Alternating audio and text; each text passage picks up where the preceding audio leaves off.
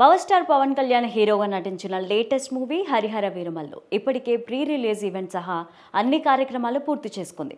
బుధవారం రాత్రి ప్రీమియర్ షోలతో హరిహర వీరమల్లు థియేటర్లలో విడుదల కానుంది.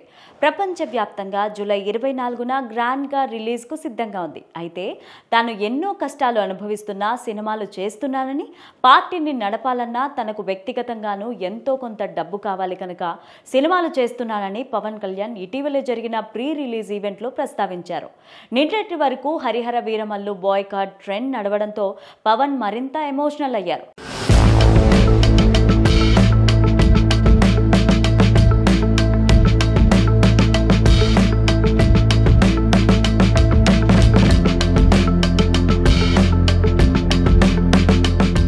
గురువారం నాడు విడుదల కానున్న AP deputy CM Pawan Kalyan latest movie Harihara Veeramallu సినిమాపై మాజీ మంత్రి వైసీపీ నేత అంబటి రాంబాబు ఆసక్తికర పోస్ట్ పెట్టారు.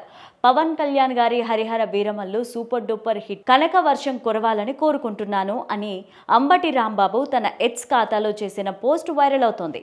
పైగా ఈ పోస్ట్ను పవన్ కళ్యాణ్ నాగబాబు ట్యాగ్ చేసి సైతం పోస్ట్ చేశారు.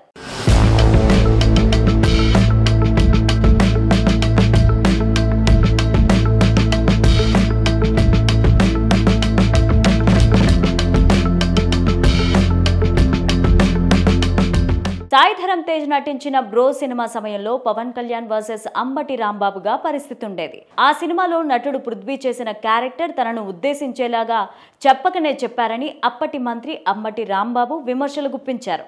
దాంతో అసహనానికి లోనైన అంబటి సైతం జనసేన అధ్యక్షుడు పవన్ కళ్యాణ్ మీద సినిమాలు చేస్తానని కొన్ని టైటిల్స్ ప్రకటించారు. ఆ సమయంలో ప్రతిరోజు మీడియా ముందుకు వచ్చి బ్రో కలెక్షన్స్ అంటూ లెక్కలు చెప్పే స్థాయికి వివాదం రాజుకుంది.